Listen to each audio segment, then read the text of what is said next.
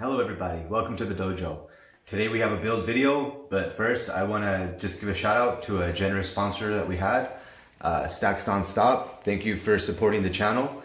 I can say I do all of my gold, silver, and precious metal investing through Stacks Non-Stop, and I've been very happy with the services, so check them out. I'll leave a link in the description. Okay, so I get a lot of messages about where do I purchase my weapons and where's a good place to buy good strong weapons, and it usually turns out into an individual conversation with that person about what exactly they're looking for, and I usually help people out. But sometimes I get people, for example, one of my friends in Pakistan, and he was looking for just a simple comma, which are very cheap. I could source commas here in the States for around $7 to $8. And with his import fees, even a $7 to $9 comma was about $51 after import fees. So I mentioned that I make almost all of my weapons also.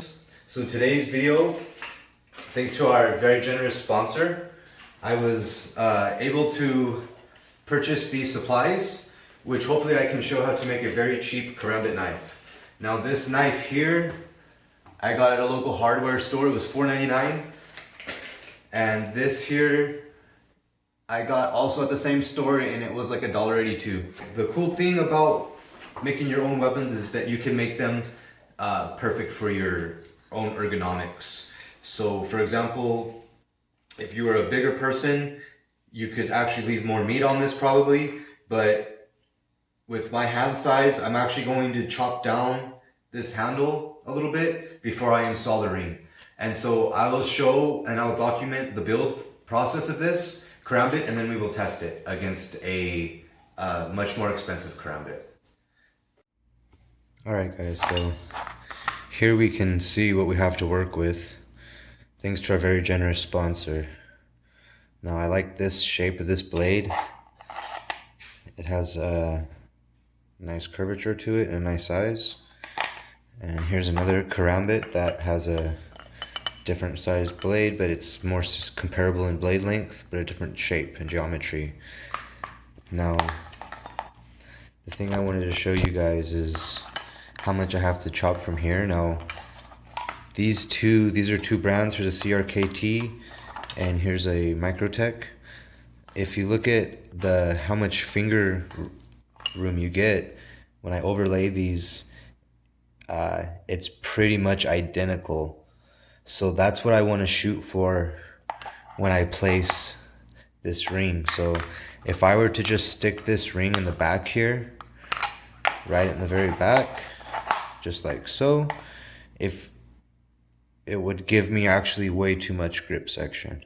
So I'm gonna chop some off here now. Depending on what type of knife you get here, you might not be able to chop as much off, or you might be able to chop more off. So just by using this simple magnet here, I'm able to find basically where is the tang of the knife. And there seems to be no metal or steel in the blade besides right here where there is a pin. So I could actually chop down to here. So now I'll just briefly see about how much I need to cut for that pin, to put that pin where I want it appropriately. So right about there.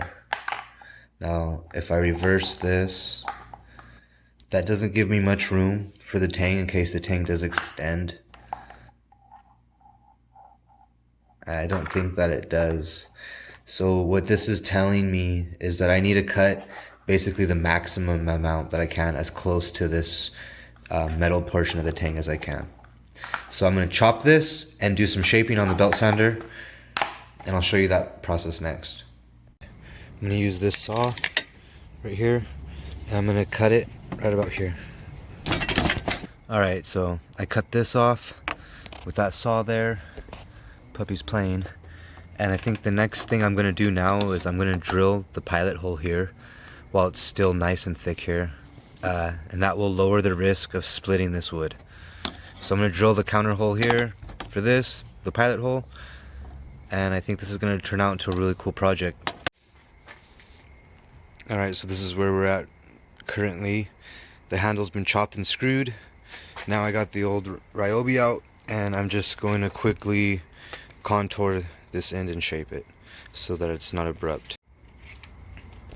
Hey guys, so I just got done contouring the handle, and the shape of it kind of looks like an apple core. So I'm thinking about calling this one the bad apple. I'm just going to grind off the back of this edge to give it a more of a cleaner and aggressive pattern.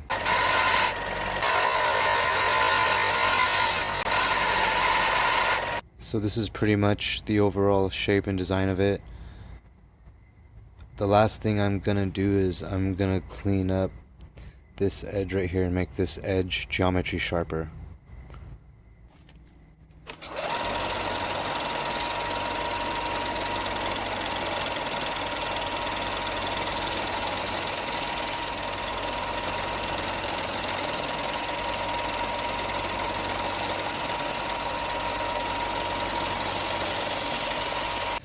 This is what I came up with after it's all said and done. Now, I've made a lot of knives and a lot of weapons, but this is one of my favorite ones in terms of how it turned out. I'm really happy with the overall dimensions of it. So we pretty much reached the exact handle width we were aiming for with that placement there. So it has the same handle width, but the blade is much longer. So it has the same handle dimensions, but the blade is longer, and the overall dimensions comparative, the overall dimensions aren't that much bigger. So somehow we got away with a really nice overall design. And the way that I finished the handle here is I just took a Bic lighter and I just burnt it that way for this finish. And I really love this ring. It's very robust and it can just deliver a sheer force. I mean, it's a thick, thick ring. And so this, I think, might even be a superior weapon to this one. So I thought maybe of doing a test between the Microtech Karambit, which I've seen listing online right now for around $250, versus the $4 Karambit, or a $4 donor knife plus the $1 for the ring, so about a $5 Karambit. So all I really did to this knife is I measured the handle and cut the handle, I contoured the handle, drilled the hole, set the ring, and then I did modify the back of the spine a little bit, and I finished the back so that it's all black again. But it was like a much bigger dimension like that. And then I convexed the edge. I've totally reprofiled the edge, gave it a nice convex edge. It's razor sharp. And like I said, it's very robust in the hand. I mean, it can really have some nice sheer force in this ring right here. And the blade is razor sharp. So now I think I'll do a comparison between the two. Because I mean, if you look at that, this is it's a beautiful knife. It's very beautiful.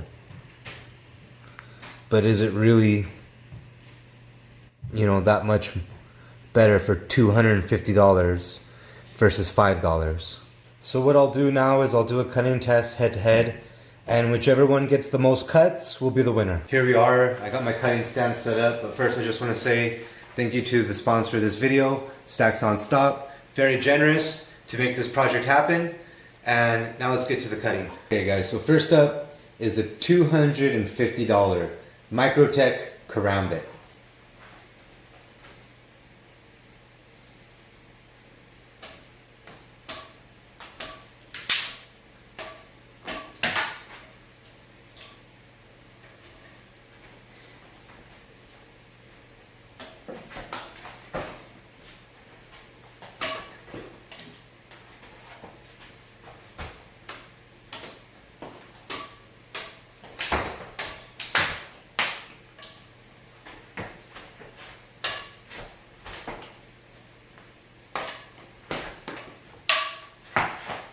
think that was 19 or 20.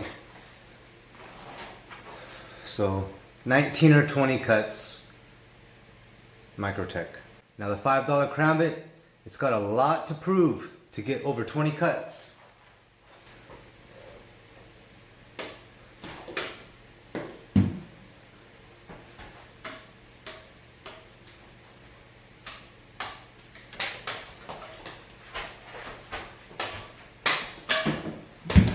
Well, there you have it. 9 cuts with the Karambit, with the $5 Karambit. So there we have the answer to the question. I guess the $250 Karambit is a slayer, but nonetheless the $5 Karambit is just as cool. So I'm definitely happy to have both of them, and I'm also excited to just train with both of them just to see what we can do. So thanks for watching this video. My next video will be another Karambit video, but it will be for places that you cannot carry knives. So stay tuned for that video, and thank you for watching. Good night.